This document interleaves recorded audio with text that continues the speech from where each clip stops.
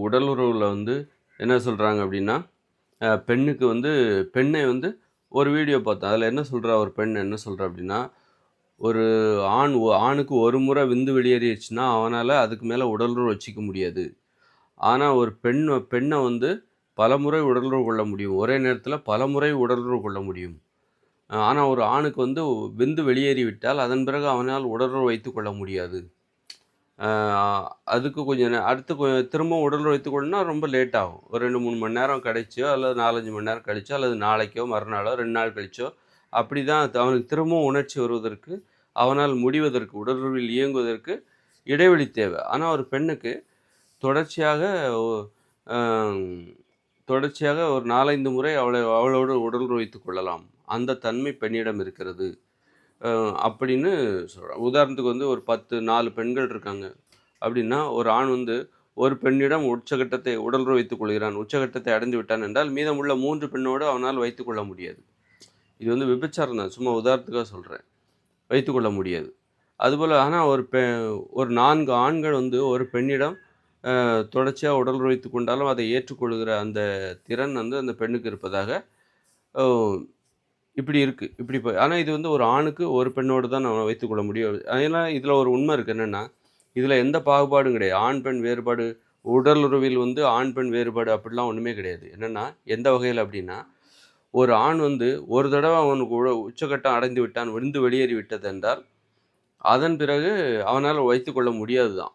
ஆனா அந்த ஒரு தடவ அவனுக்கு வருதுல்ல, அதுக்குள்ள அந்த பெண் பலமுறை உச்சகட்டத்தை அடைந்து விடுவாள். இதுதான் வந்து பார்த்தீங்களா? அப்போ ஒரு ஆண் வந்து ஒரு முறை உச்சகட்டம் அடையும்போது, அ ஒரு பெண் வந்து பலமுறை அடைய வேண்டும் என்று விரும்பலாம். ஒரு பெண் வந்து எனக்கு உச்சகட்டம் ஒரு முறை தான் வர வேண்டும் அப்படின்னு அவ விரும்பல. அவளால அடைய முடியும் பலமுறை. அப்படின்னா அதத்தான் அவ விரும்புறா. பலமுறை ஒரே ஒரே ஒரே ஒரே தடவை உடலுறவு வைத்துக் கொள்ளும்போது, தன்னை பலமுறை உச்சகட்டத்தை அடைய வைக்கிற ஒரு ஆணை அவள் விரும்புகிறாள். அப்படி அடைய வைத்துவிட்டு தான் ஒரு ஆண் வந்து உச்சகட்டத்த அடையணும்.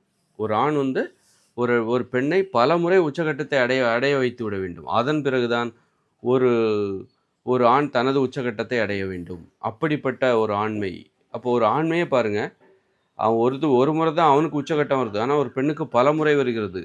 ஆனால் இவன் ஒரு முறை உச்சகட்டத்தை அடைவதற்குள் ஒரு முறை உச்சகட்டத்தை அடைவதற்குள் ஒரு பெண் பலமுறை அடைந்து விடுகிறாள். ஆனாலும் ஒரு பெண்ணுக்கு எல்லை இருக்கிறது. ஒரு 4 வாட்டி உச்சகட்டத்த அடைஞ்சுட்டா. ஆனா ஆண் இயங்கிக்கிட்டே இருக்கான். வேலை செஞ்சுட்டே இருக்கான். உடல் உழைத்துக் கொண்டே இருக்கிறான். ஒரு பெண் 4 தடவை அடைந்து விட்டாள்.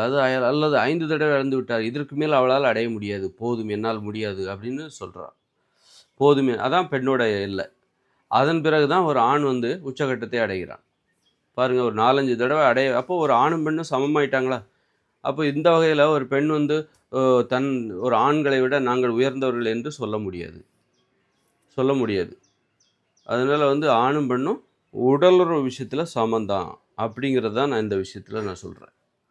அதனால இது ஆண்களுக்கு ஒருவேளை தாழ்வு மனப்பான்மை கூட ஏற்படுத்தும். என்னடா ஒரு ஒரு பெண் 4, 5 முறை உச்சகட்டத்தை அடைந்து விட முடியுமா?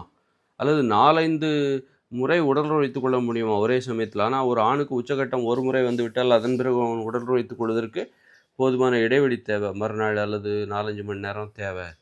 அப்படி இருக்கும்போது ஒரு பெண்ணால் ஒரே முறை 4, 5 முறை உச்சகட்டத்தை அடைய முடியும் என்றால், அது ஒரு ஆணுக்கு தாழ்வு மனப்பான்மை ஏற்படுத்தும்.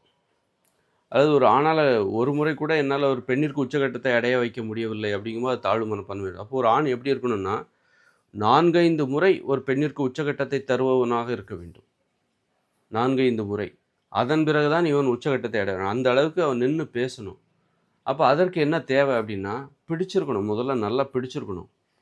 பிடித்தவர்களோடு வைத்துக்கொண்டால் தான். பிடிச்சிருக்குன்னா அவனால சும்மாவே இருக்க முடியாது. ஒரு பெ ஒரு பெண்ணோடு உடலுறவு வைத்துக் கொள்ளாமல் என்னால் இருக்கவே முடியாது. தினமும் எந்த அளவுக்கு அவங்க ரொம்ப பிடிச்சிருக்கோ, ஆனா அந்த அளவுக்கு அவங்க 2 வாட்டி வச்சுப்பாங்க. 2 வாட்டி உடல் வச்சுப்பாங்க. எந்த அளவுக்கு பிடிச்சிருக்கோ, அதுதான் வந்து ஒரு ஆண் ஒரு நாளைக்கு எத்தன தடவ வச்சுக்கலாம். அத கண்ட்ரோல் பண்ண முடியாது. ரொம்ப பிடிச்சிருக்கு அப்டின்னா, இல்லங்க 2 நாளைக்கு ஒரு வாட்டி தான் அப்டின்னு நீங்க சொல்லவே முடியாது. அது எந்த அளவுக்கு பிடிச்சிருக்கோ, இப்போ அவங்க தான் வந்து பார்த்தீங்கன்னா 2 வாட்டி வச்சுப்பாங்க. அவங்கள அப்டி 2 வாட்டி வைக்கக்கூடாதுன்னு அவங்களால கண்ட்ரோல் பண்ண முடியாது யாரையும். ஏன்னா அந்த அளவுக்கு அவங்களுக்கு பிடிச்சிருக்கு. அல்லது 2 வாட்டி நாங்க தினமும் 1 வாட்டி தான் வச்சுக்கிறோம் அப்டின்னா, அந்த அளவுக்கு உங்களுக்கு பிடிச்சிருக்கு. அந்த அளவுக்கு இல்ல 2 நாளைக்கு 1 வாட்டி தான் வச்சுக்கிறோம்னா, அந்த அளவுக்கு தான் உங்களுக்கு பிடிச்சிருக்கு. பிடிச்சிருக்குங்கிறது தான் நீங்கள் எத்தனை வாட்டி வச்சுருக்கிறீங்க அப்படிங்கிறத முடிவு பண்ணுது. எந்த அளவுக்கு ஒரு ஆண் வந்து ஆண்மையோடு உடலுறவு செயல்படுகிறான் என்பதையும் பிடிச்சிருக்குங்கிறது தான் முடிவு பண்ணுது. பிடிச்சிருந்ததுன்னா ஆண்மை குறைபாடு ஏதாவது இருந்துன்னா கூட சரியாயிடும். பிடிக்கலைன்னா ஆண்மைக்கு எல்லா குறைபாடும் வந்துடும்.